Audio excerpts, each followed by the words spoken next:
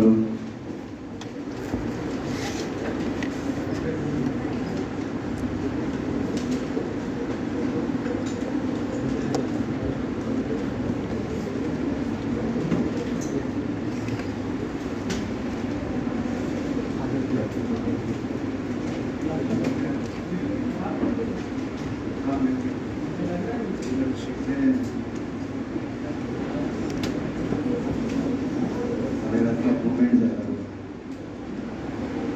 क्या पढ़े थे हम लोग?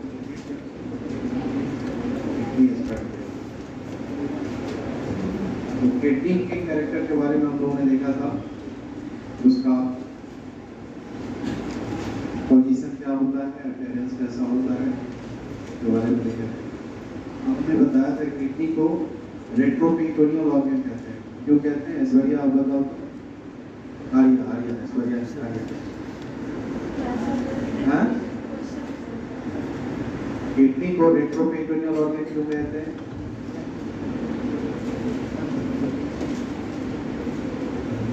दस लास्ट क्लास में वो बताया था, मीनिंग बताया था ना, हमने स्ट्रक्चर को समझाते हुए बताया कि हमारे गट का पोर्शन के बारे में, तो किडनी में डिफरेंस क्या होता है। तो अगर आपको पूछा जाएगा रेट्रोपेरिटोनियल ऑर्गन कौन है, तो हम लोग किडनी कह देंगे कि इसका मतलब क्या है, रेट्रोपेरिटोनियल ऑर्गन कौन है।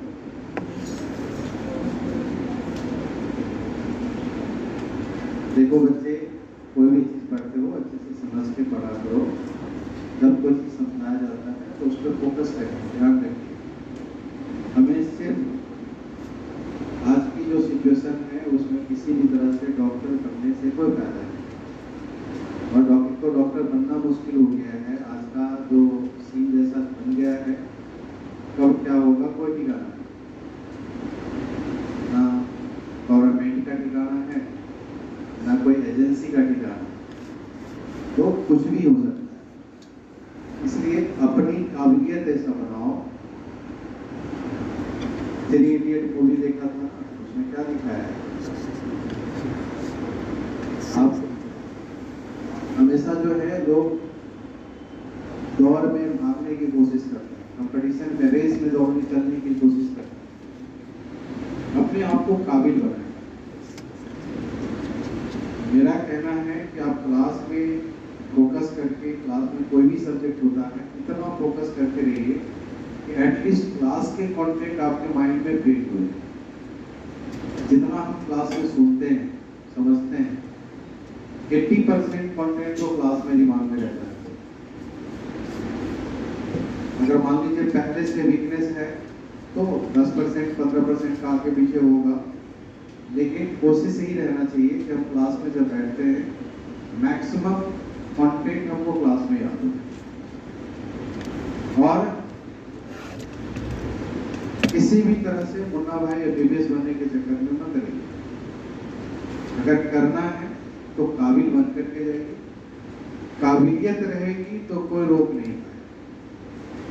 समझ गए? हम लोग करते क्या है, किसी भी तरह से पास करना है तो कुछ रट करके, तो कुछ पॉइंट को लेकर के कैसे भी करके जाना है। अब इस चक्कर में ना दिमाग डेवलप होता है, ना मेंटल एफिशिएंसी बढ़ पाता है। अचानक कभी लोड भी देना पड़ता है तो उस कंडीशन में उतना लोड नहीं देता। तो ब्रेन का एफिशिएंसी बढ़ाना है तो हमेशा ब्रेन को सेटिस्फाइड मत करिए, ब्रेन को हमेशा हंगर रखिए, उसको ये सिग्नल देते रहिए कि इसमें और भी ज़्यादा पढ़ना चाहिए, इसमें और भी ज़्यादा सीखना चाहिए। ये अगर आपके अंदर है तो हमेशा जो लर्न करोगे आपके दिमाग में वो छोटा पड़ेगा। हमेशा आपको लगेगा ये तो बहुत कम पढ़ा है, बहुत कम इसमें कंटेंट है, अभी और हमको जानना चाहिए। तो ब्रेन को ब्रॉड करने से लर्न किया हुआ चीज हमारे सामने छोटा हो जाता है। हम क्या करते हैं, ब्रेन को सिग्नल ये देते हैं कितना पढ़ना है, कितना सीखना है। जब इसको सिग्नल ही उल्टा देंगे तो आपका ब्रेन लोड नहीं ले पाएगा। इसको हमेशा एक बड़ा सा बकेट बनाएं जिसमें आप डालते जाओ और उसे हमेशा लगे वो खाली है।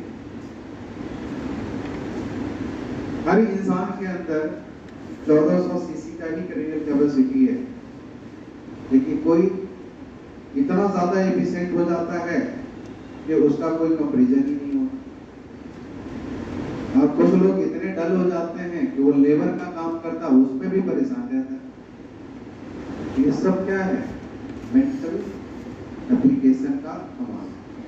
आप दिमागों को कितना इस्तेमाल करते हो, इसको क्या थॉट देते हो, क्या सोचते हो, उस पर जाने की जरूरत है। इसलिए जो भी चीज पढ़ो वो आपका हो जाए, ऐसा सोच करके।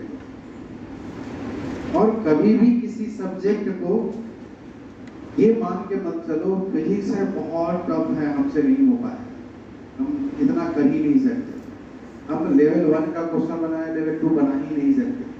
आप दिमाग को ये सिग्नल दोगे नहीं होगा, आपका वो सब्जेक्ट कभी सही नहीं होगा। क्लास में कुछ चीज पढ़े और आप किसी चीज को समझे, अरे इतना तो पढ़ना ही नहीं है, हमको इतना ही जानना है। जैसे ये सिग्नल दिमाग को देंगे, आपका दिमाग जितना सीखना चाहिए उससे कम सीखेगा, जितना दिमाग में रखना चाहिए उससे कम रखेगा। ब्रेन को इतना हल्का मत बनाइए, उसको इतना छोटा मत बनाइए, उसके अंदर में ये कभी मत डालिए कि तुम इतना ही करो, इतना ही करो। आप उसको ये बनाइए कि कितना और ले सकते हो, कितना और सीख सकते हो। हमेशा उसको प्राउड करने की कोशिश करें। इसलिए कभी भी लिमिट में रखेंगे अपना, ग्रोथ हमारा लिमिट हो जाए। तो ब्रेन को लिमिट में मत रखें, जितना ज्यादा प्राउड कर सकते हैं, जितना उसको लोड दे सकते हैं, लोड देने से ही ये बढ़ेगा। आपको पता है कि हमारे जितने भी एग्जाम्पल आज तक लेमार्क ने दिया था, उसमें सिर्फ ब्रेन ही एक ऐसा कैरेक्टर है जो कंप्लीट रूप से लेमार्किज्म को फॉलो करता है। तो लेमार्किज्म भी इस पे अप्लाई होता है, डार्विनिज्म भी अप्लाई होता है, और मॉडर्न कंसेप्ट भी अप्लाई होता है। सारा कंसेप्ट इस पे अप्लाई होता है। इसका मतलब क्या है? ब्रेन का इस्तेमाल हमारे अकॉर्डिंग हो रहा है, और इसलिए ब्रेन उसी तरह से आउट हो जाता है, और बदनाम हम करते हैं कि नहीं मेरा हो नहीं पाता है, मैं अच्छा कर नहीं पाते हैं। जब गलत है, ब्रेन का सिग्नल आप लोग रॉन्ग देते हैं, उसको रॉन्ग सिग्नल मत दीजिए। इसलिए जब भी चीज पढ़ते हैं, कुछ भी सीखते हैं, सोचिए ये बहुत कुछ है, बहुत ही छोटा है, बहुत कम है। इतना जितना उसको इजी लोगे उतना ब्रेन आपको उसको इजी ही ग्रैस्प करेगा, इजी ही आपको ब्रेन में स्टोर करने का काम है। ठीक है, तो हम लोगों ने किडनी के प्रोटेक्शन के बारे में, लोकेशन के बारे में, पोजीशन के बारे में, सब के बारे में जनरल फीचर्स हम लोगों ने देखा था। Histology of kidney.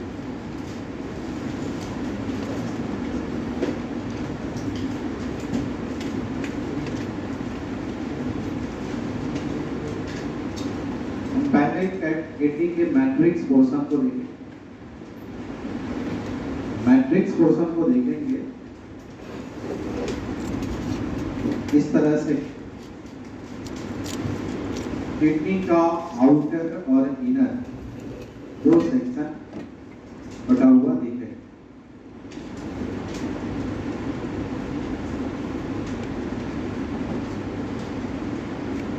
Inner portion created stripe form में रिप्रेजेंट करेगा, और आउटर सेक्शन जो होता है ग्रेनुलेटेड रिप्रेजेंट। ये ग्रेनुलेटेड होने का कारण क्या है? ग्रेनुलेटेड स्ट्रक्चर जो रिप्रेजेंट करता है उसको हम लोग कॉर्टेक्स कहते हैं, और क्रिएटेड जो सेक्शन होता है उसको हम मेडुला कहते हैं। तो ये जो आपको ग्रेनुलेटेड होता है उसका रीजन होता है मालपीजियन बॉडी का होता है। मालपीजियन बॉडी के कारण कॉर्टेक्स जो होता है वो ग्रेनुलेटेड होता है। लूप ऑफ हेल्ले के कारण ये आपको स्ट्रिएटेड होता है। तो आपका जो मैट्रिक्स होगा किडनी का, उसमें दो तरह का मैट्रिक्स रिप्रेजेंट करता है, renal cortex and renal medulla.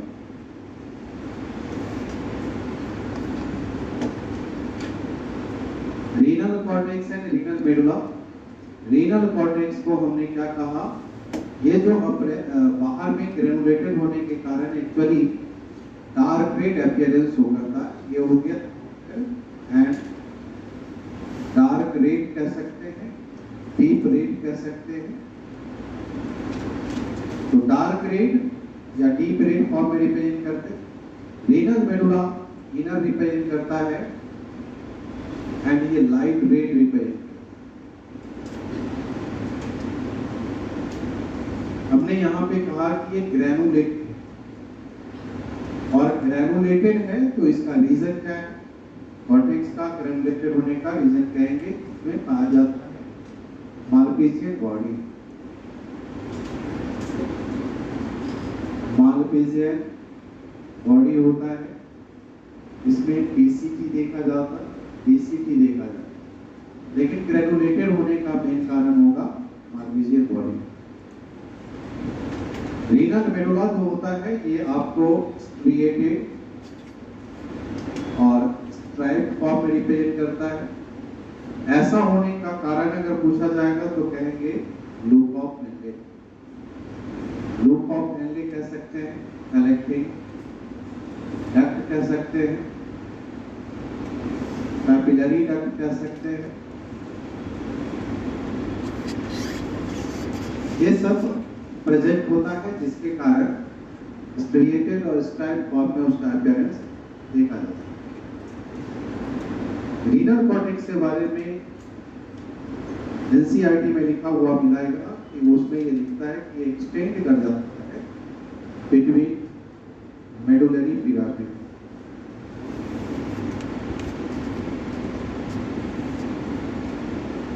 As finger like renal column, जिसको कहा जाता है column of cortex. Cortex finger like projection show करता है, एक्सटेंशन शो करता है बिटवीन मेडुलरी पिरामिड्स। इस फिंगर लाइक रीनल कॉलम को कॉलम ऑफ पर्टिनी कहते हैं। ठीक है, मेडुला जो होता है इस कॉलम ऑफ पर्टिनी के कारण डिवाइड कर जाता है।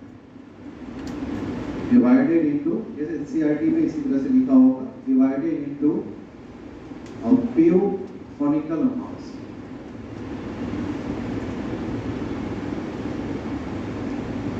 ये कोनिकल मास में डिवाइड कर जाता, जिसको कहते हैं मेडुलरी पिरामिड्स। तो रीनल कॉलम ही इसको मेडुलरी पिरामिड में डिवाइड करने का काम करता है। तो रीनल कॉलम ऑफ पर्टिनी और मेडुलरी पिरामिड्स ये मैमेलियन फीचर को रिप्रेजेंट, इसको हम mammalian feature means non mammals में नहीं पाया। मेडुलरी पिरामिड्स और renal column of Bertini mammalian kidney में ही ओनली देखा जाता है। मेडुलरी पिरामिड्स के बारे में एनसीईआरटी में लिखा हुआ होगा, वो मिलेगा कि प्रोजेक्टिंग इनटू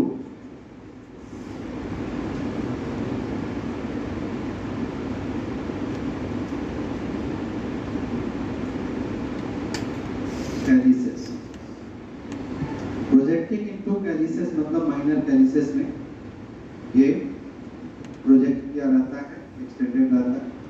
तो इस तरह से ये मैट्रिक्स पोर्शन जो होगा किडनी का वो रिप्रेजेंट करता। लेकिन किडनी का अगर लॉन्गिट्यूडनल सेक्शन देखेंगे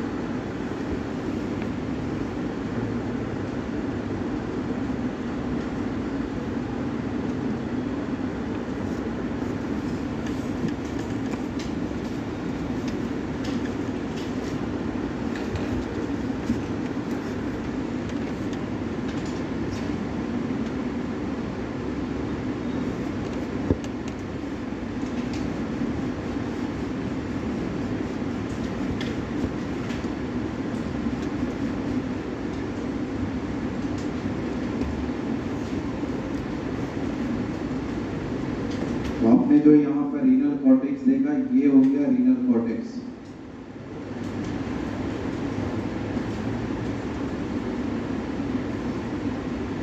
और यहाँ से लेके यहाँ तक का ये पूरा पोर्शन आपको रिप्रेजेंट करता है renal medulla.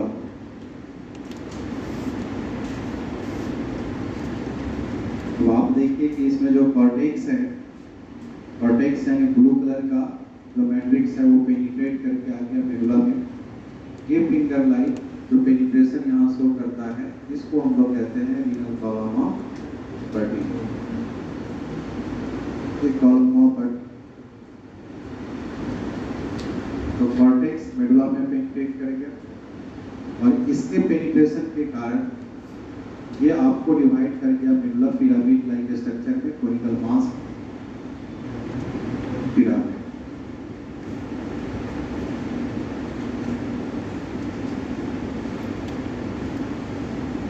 Medullary pyramid represent करता और आप पिरामिड और रीनल कॉलम ऑफ बर्टी जिस स्पेस में ओपन कर रहा है, इस स्पेस को, ये जो स्पेस है, इस स्पेस को इंटरस्टिशियल स्पेस है।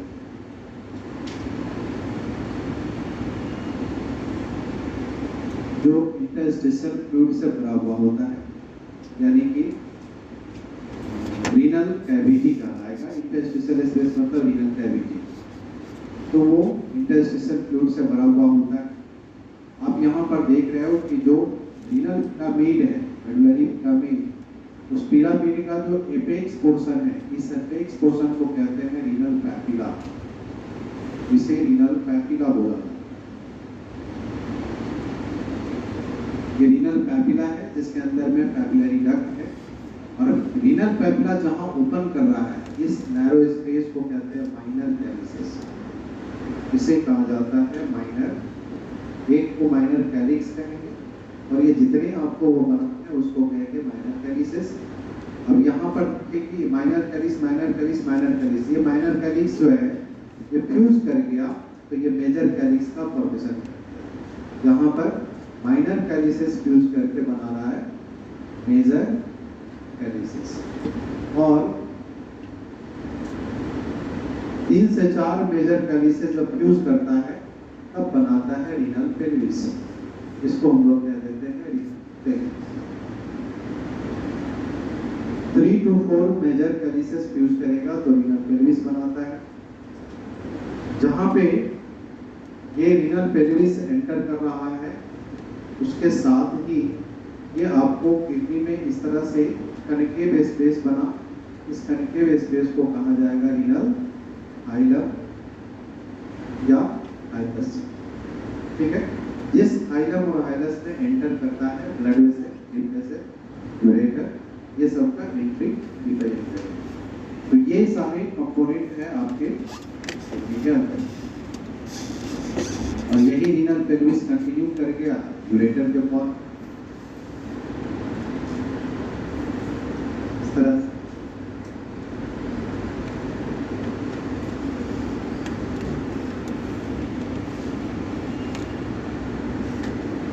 एलएस ऑफ किडनी इस प्रकार का दिखता है। बताइए कहीं इसमें स्ट्रक्चर में कोई दिक्कत है? पिरामिड का नैरो पोर्शन को पैपिला बोला, जिसके अंदर में पैपिलरी डक्ट होता है। पैपिला जहां ओपन करता है उसको माइनर कैलिस कहते हैं। ये माइनर कैलिस, ये माइनर कैलिस फ्यूज करके मेजर कैलिस बनाया। एक से अधिक मेजर कैलिस फ्यूज करके ये बनाता है रीनल पेल्विस। ठीक है, और ये जो रीनल कैविटी है, अंदर में स्पेस है, इसमें इंटरस्टिशियल फ्लूइड बना हुआ रहता है। उस रीनल कैविटी को इंटरस्टिशियल स्पेस कहते हैं। और कॉर्टेक्स जो ब्लू कलर का फिंगर लाइन स्ट्रक्चर दे रहा है, इसको हम लोग रीनल कॉलम ऑफ बर्टी। ठीक है, और कोई कंफ्यूजन किसी का? हाइलम किडनी का ये कनकेव सरफेस है, इस तरह से ये कनकेव है, इसी में इस तरह से आपको पेल्विस निकल रहा है। तो ये कनकेव सरफेस को हाइलम कहते हैं। इनर कनकेव सरफेस जो होगा उसी को हाइलम कहते हैं। जिसमें यूरेटर का, ब्लड वेसल का, वेन वेसल्स का एंट्री हुआ।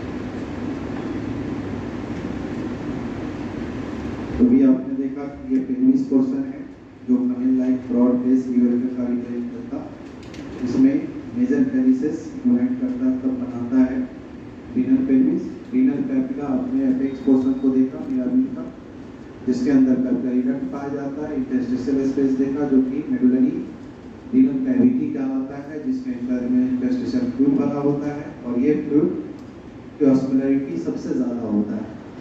तो इसमें पहले भी क्वेश्चन आया है कि हाई ऑस्मोलरिटी इंटरस्टिशियल फ्लूइड का जो होता है वो किस कारण से होता है। तो दो फैक्टर कहा है, यूरिया है सोडियम क्लोराइड। यूरिया है सोडियम क्लोराइड के कारण, मतलब वो ऑस्मोलाइट्स का काम करता है, वही इसका हाई ऑस्मोलरिटी देने का काम करता है। तो इंटरस्टिशियल फ्लूइड में यूरिया और सोडियम क्लोराइड एक्यूमुलेटेड होता है और उसके कारण ये ऑस्मोलरिटी 1200 मिलीऑस्मोल पर लीटर मेंटेन करता है। तो इसमें स्ट्रक्चर में जो हमने देखा कि जो नेफ्रॉन कलेक्टिंग ट्यूब्यूल्स, नेफ्रॉन जो होता है वो कलेक्टिंग ट्यूब्यूल्स में ओपन करता है, कलेक्टिंग ट्यूब्यूल्स कलेक्टिंग डक्ट्स में, कलेक्टिंग डक्ट्स ओपन करता है डक्ट ऑफ बेलिनी में, duct of Bellini papillary duct में, पैपिलरी डक्ट ओपन करता है माइनर कैरिसेस में, माइनर कैरिसेस मेजर कैरिसेस में, और मेजर कैरिसेस रीनल पेल्विस में, renal pelvis ureter, ureter urinary bladder फिर यूरेथ्रा। ये हो गया पाथ ऑफ यूरिन। इस स्ट्रक्चर में आप देखें duct of Bellini, duct of Bellini का मतलब हो गया कलेक्टिंग डक्ट के कलेक्शन को हम डक्ट ऑफ बेलिनी कहेंगे, या लार्जर फॉर्म में जो कलेक्टिंग डक्ट होता है इनसाइड रीनल पिरामिड उसको हम डक्ट ऑफ बेलिनी कहते हैं। तो इसमें आपने देखा कि नेफ्रॉन ओपन करता है कलेक्टिंग ट्यूब्यूल्स में, लेकिन नेफ्रॉन प्लस कलेक्टिंग ट्यूब्यूल्स को यूरिनिफेरस ट्यूब्यूल्स कहा जाता है। नेफ्रॉन प्लस कलेक्टिंग ट्यूब्यूल्स को यूरिनिफेरस ट्यूब्यूल्स कहते हैं। यूरिनिफेरस ट्यूब्यूल्स को स्ट्रक्चरल यूनिट ऑफ किडनी कहेंगे। वहीं पे नेफ्रॉन जो होता है structural and functional unit of kidney कहलाता है, जिसमें नेफ्रॉन का नंबर अप्रॉक्सीमेटली 1 मिलियन होता है। लेफ्ट राइट किडनी में डिफरेंस होने के कारण एक में 1 मिलियन, एक में 1.2 मिलियन होता है। अप्रॉक्सीमेटली 1 मिलियन पर किडनी हम लोग नंबर लेते हैं नेफ्रॉन का, जो फिजियोलॉजिकल कैपेसिटी पे डिपेंड करता है, फिजियोलॉजिकल एक्टिविटीज पे डिपेंड करेगा। किडनी के ऊपर जितना लोड देंगे उतना अच्छा होता है। बिगनिंग अर्लियर स्टेज में किडनी को लोड बढ़ाना चाहिए, लेटर फेज में किडनी का लोड घटाना चाहिए। मतलब जो हम बोलते हैं कि अर्ली मॉर्निंग में आप ज़्यादा से ज़्यादा पानी पीजिए, इसका मतलब क्या है, एक तो डिटॉक्सिफिकेशन का काम करेगा, दूसरा रीनल कैपेसिटी बढ़ाता है। रीनल कैपेसिटी बढ़ाने से नेफ्रॉन का डिफरेंशिएट होने का चांसेस ज़्यादा रहता है। तो जो अर्लियर फेज में आपका नेफ्रॉन का नंबर बढ़ जाएगा, बाद में जाकर के नेफ्रॉन डिजेनरेट करता है, बढ़ता नहीं है। आपका कोई एक किडनी अगर फेल कर गया या कमजोर हो गया तो उसका काम दूसरा किडनी लो लेता है, उसके फंक्शन को कंपनसेट करना चालू कर देता है दूसरा किडनी, जिसके कारण उस किडनी पे लोड बढ़ने से उसका नेफ्रॉन का नंबर बढ़ना चालू हो जाता है। यानी कैपेसिटी के अनुसार नेफ्रॉन का संख्या इंक्रीज और डिक्रीज होता है। इसीलिए किडनी का लोड जो है, रीनल लोड इनिशियल स्टेज में ज़्यादा रखना चाहिए। लेटर फेज में जाकर के रीजनरेशन कैपेसिटी समाप्त हो जाता है। अगर उस केस में हम रीनल लोड बढ़ाएंगे, किडनी फेल होने का चांस रहता है। बिगिनिंग में लोड जितना ज़्यादा देंगे तो नेफ्रॉन का संख्या बढ़ा हुआ रहेगा, फ्यूचर में जाकर के हमारा किडनी आसानी से लोड सस्टेन कर पाएगा। तो इसलिए फिजियोलॉजिकल एक्टिविटीज और फिजियोलॉजिकल कैपेसिटी पे इसका नंबर डिपेंड करता है। और हमने कहा कि एक किडनी का काम दूसरा किडनी कंपनसेट कर लेता है, नंबर बना करके उसको हम कंपनसेटरी रीजनरेशन कहते हैं। उस प्रोसेस को कंपनसेटरी रीजनरेशन कहा जाता है। इसलिए अगर दो किडनी में कोई एक किडनी फेल भी कर जाए तो इंसान का डेथ नहीं होता है, वो फंक्शन कंपनसेट कर देता है। कंपैरेटिवली एफिशिएंसी थोड़ा कम हो जाएगा, लेकिन कंपनसेट लगभग कर लेता है।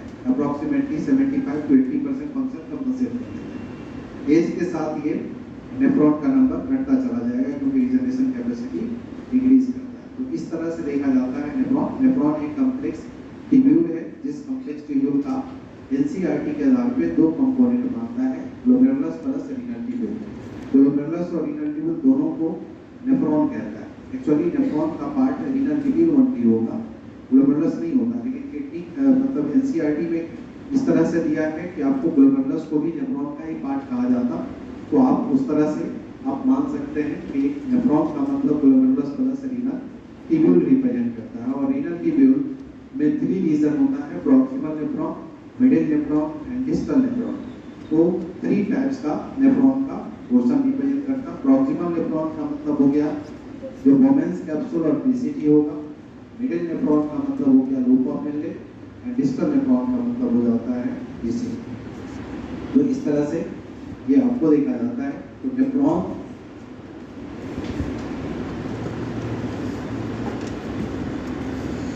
कॉम्प्लेक्स ट्यूब्यूल रिप्रेजेंट करता है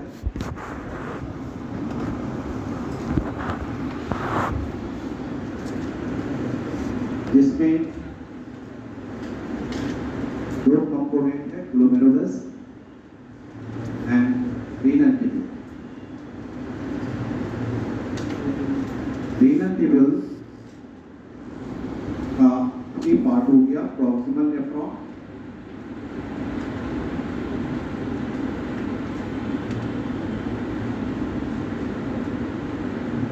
middle nephron, distal nephron.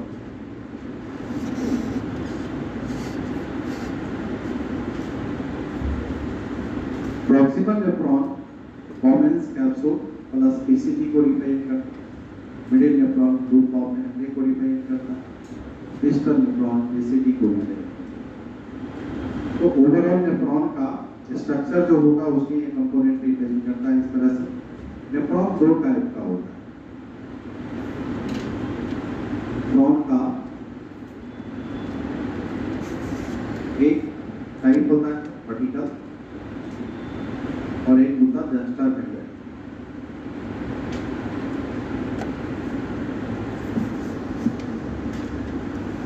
Vertical and juxta medullary nephron. Vertical nephron major nephron 65% of total nephron आपको रिप्रेजेंट करता है वर्टिकल नेफ्रॉन, और जस्टा लेसर होता है, means 50% of total nephron represent करेगा जस्टा मेडुलरी। तो मेजर नेफ्रॉन जो रिप्रेजेंट करता है वो वर्टिकल होता है, लेकिन वर्टिकल नेफ्रॉन शॉर्टर होता है। साइज वाइज अगर कहा जाएगा तो शॉर्टर होगा एंड मच क्वाइट होता है, इसमें क्वाइलिंग ज्यादा होता है। लेकिन जस्टा मेडुलरी में कहेंगे तो ये लॉन्गर होता है, लेस क्वाइट होता है, कंपैरेटिवली क्वाइलिंग इसमें कम रिप्रेजेंट करेगी, यानी कॉम्प्लेक्सिटी उसका कम रहता है। जो वर्टिकल नेफ्रॉन होगा इसमें loop of Henle is very short and extend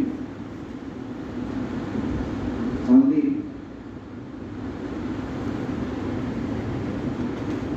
in outer medulla, outer medulla तक ही जा पाता है। जबकि इसमें अगर कहा जाएगा जस्टा मेडुलरी में तो ये आपको लूप ऑफ मेनले लॉन्गर होता है,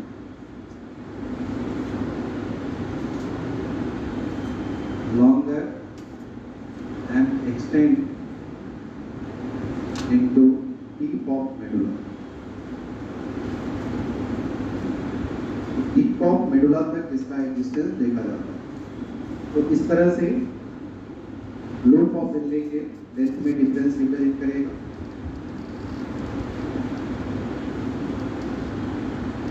मालपीजियन बॉडी भी इसमें आउटर होता है, उसमें इनर पाया जाता है।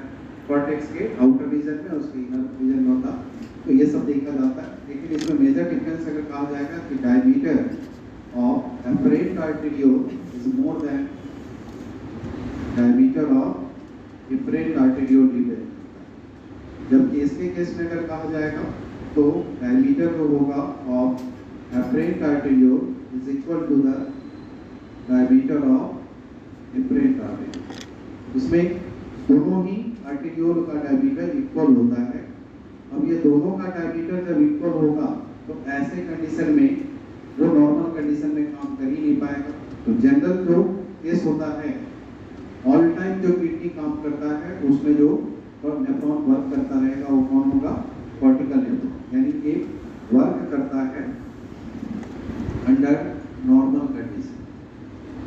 नॉर्मल कंडीशन में ये आपको काम करता रहता है, यानी ऑल टाइम फंक्शन देने का काम करता, और ये वर्क करता है अंडर स्ट्रेस और स्कार्सिटी ऑफ वाटर। पानी की जब कमी होगा तब आपको ऑस्मोटिक टेंशन के कारण वो काम करता है। यहाँ पर डायमीटर डिफरेंस है तो ग्लोमेरुलर हाइड्रोस्टैटिक प्रेशर के कारण काम करता है, तो इसलिए ऑल टाइम काम करता रहेगा। उसमें डायमीटर सेम है तो प्रेशर क्रिएट ही नहीं होगा। प्रेशर कब डिफरेंशिएट करेगा? जब ऑस्मोटिक स्ट्रेस आएगा, मतलब पानी का स्कार्सिटी होगा तो ऑस्मोटिक टेंशन बढ़ेगा, ऑस्मोटिक प्रेशर के कारण वो काम करता है। तो इस तरह से ये सिर्फ पानी के स्कार्सिटी के टाइम में, स्ट्रेस के टाइम में आपको जस्टामेडलरी नेफ्रॉन काम करता है।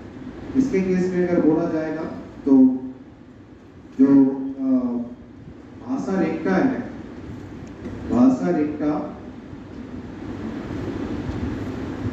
एब्सेंट होता है या हाईली रिड्यूस्ड होता है। हाईली रिड्यूस्ड फॉर्म में रिप्रेजेंट करता। वहीं पे अगर जस्टामेडलरी में करेंगे तो ये इसका कैरेक्टर होता है कि भासा रेक्टा फुल्ली डेवलप हो, कंप्लीट रूप से भासा रेक्टा डिस्टिंक्ट फॉर्म में देखा जाए।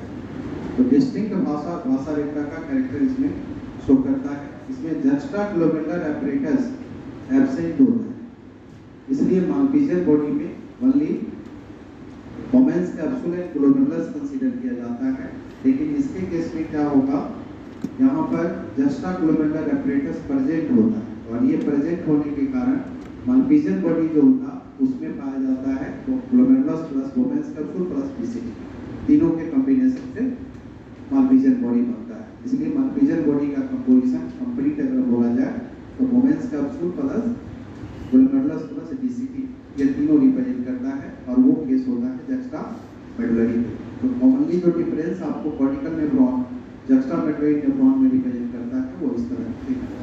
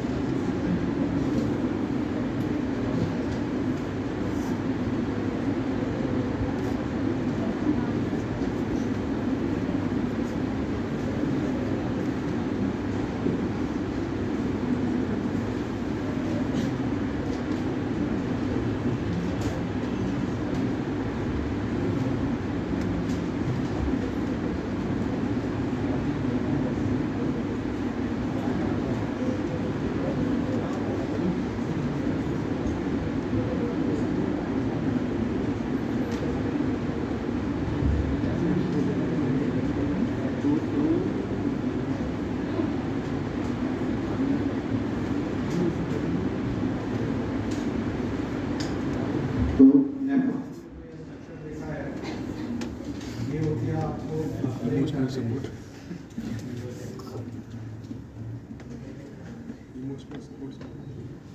ब्रेन आर्टेरियो जिसका पर्टिकल लेफ्ट वन में डायमीटर ज़्यादा होगा और ये आपको डिवाइड करके बनाता है ग्लोमेरुलस और फिर ये ग्लोमेरुलस का जितने कैपिलरीज है ये यूनाइट करके वो बनाता है, इसको कहते हैं इफ्रेंट आर्टेरियो।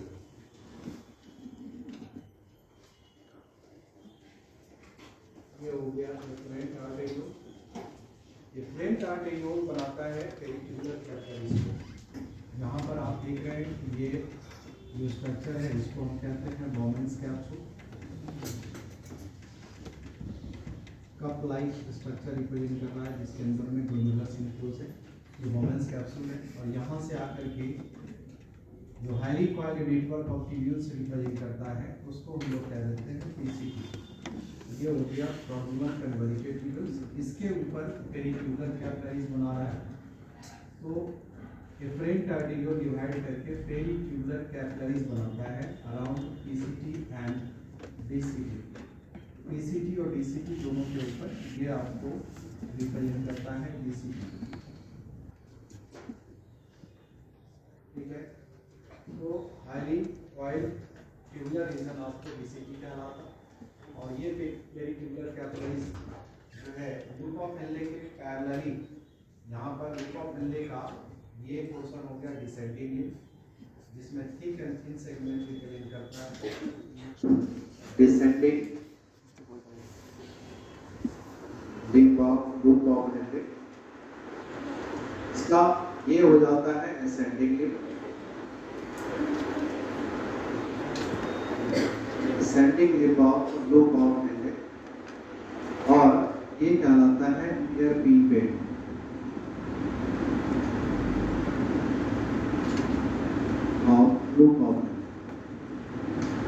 इसके पैरेलली जो पेरिक्युलर कैपिलरी से माइन्यूट ब्लड वेसल्स का जो ये नेटवर्क निकला, इसको कहते हैं भासा रेखा। तो भासा रेखा पेरिक्युलर कैपिलरी से ही ओरिजिनेट करता है, लेकिन लूप ऑफ मिले के अराउंड पैरेलली रन करेगा। इस प्रकार से भासा रेखा का अपीयरेंस देखा जाता है, यानी डिसेंडिंग असेंडिंग लिप जैसे लूप ऑफ मिले में होता है, उसी तरह से भासा रेखा में भी डिसेंडिंग असेंडिंग लिप का अपीयरेंस रिप्रेजेंट करेगा। और फिर ये फाइनली पेरिक्युलर रीनल वेन के रूप में किडनी से बाहर जाता है। ठीक है, यहाँ पर जो डीसीटी है वो डीसीटी ओपन करता है कलेक्टिंग ट्यूब्यूल्स में कनेक्टिंग डक्ट के द्वारा। ये हो गया कनेक्टिंग डक्ट या ट्यूब्यूल जो ओपन करता है जिस पोर्शन में कनेक्टिंग ट्यूब्यूल जहां ओपन करता है, इसको कहते हैं कलेक्टिंग ट्यूब्यूल्स। और ये सारे कलेक्टिंग ट्यूब्यूल्स यूनाइट करके तब बनाता है कलेक्टिंग डक्ट, इसको कहते हैं कलेक्टिंग डक्ट। और more than one collecting duct, जैसे ये कलेक्टिंग डक्ट है, इधर से कलेक्टिंग डक्ट आएगा, इधर से कलेक्टिंग डक्ट आएगा। More than one collecting duct, या हो सकता है सिंगल कलेक्टिंग डक्ट भी ब्रॉड फॉर्म में कन्वर्ट कर जाए, तो इसको कहते हैं डक्ट ऑफ बेलिनी।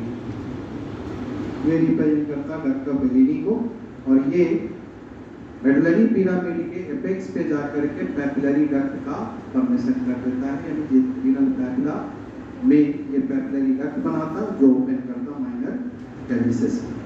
तो इस तरह से टिपिकल नेफ्रॉन यानी कॉर्टिकल नेफ्रॉन का कैरेक्टर जो होता है वो इस प्रकार का देखा जाएगा। ठीक है, अब यहाँ पर हमने भासा रेखा दिखाया है, तो भासा रेखा कॉर्टिकल नेफ्रॉन में एब्सेंट होता है या हाईली रिड्यूस्ड होता है। इसका मतलब ये एक प्रकार से ऐसा पोर्शन है जिसमें भासा रेखा कंप्लीट डिस्टिंक्ट दिख रहा है, इसका मतलब ये नेफ्रॉन जस्टामेडुलरी नेफ्रॉन के कैरेक्टर को रिप्रेजेंट। तो इस तरह से ये कैरेक्टर यहाँ होगा। अगर हम जस्टामेडुलरी नेफ्रॉन को दिखाएंगे तो डीसीटी यहाँ नहीं होकर के ये इसके फ्रंट में चला आता है, और तब ये एक कॉर्पसस बनाता है, जिसको हम मान लीजिए बॉडी या रीनल कॉर्पसस कहते हैं। तो कॉर्टिकल नेफ्रॉन में only women's capsule plus glomerulus को मान लीजिए बॉडी कहा जाएगा, जस्टामेडुलरी में glomerulus plus women's capsule plus DCT तीनों मिल करके मान लीजिए बॉडी कहलाता है। ठीक है, तो इस तरह का केस आपको देखा जाता है नेफ्रॉन के स्ट्रक्चर।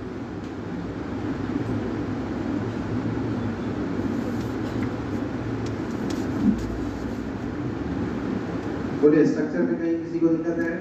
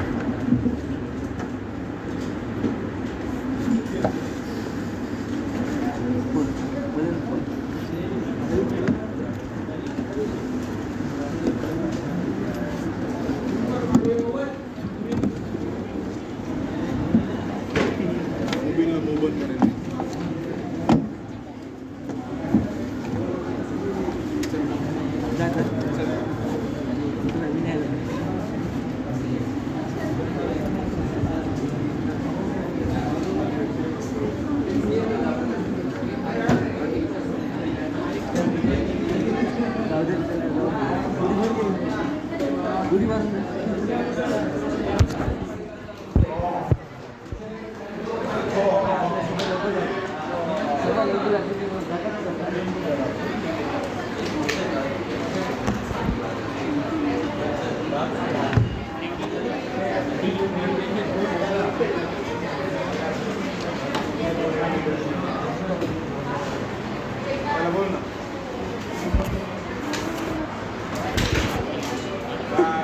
दोन हाते देवाने दिले एका हाताने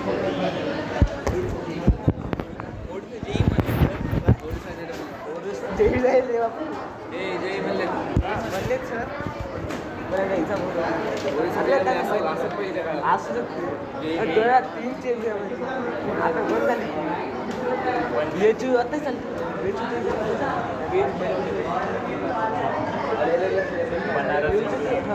आता याच्यामध्ये त्याची सिक्रेट नाही घेत नाही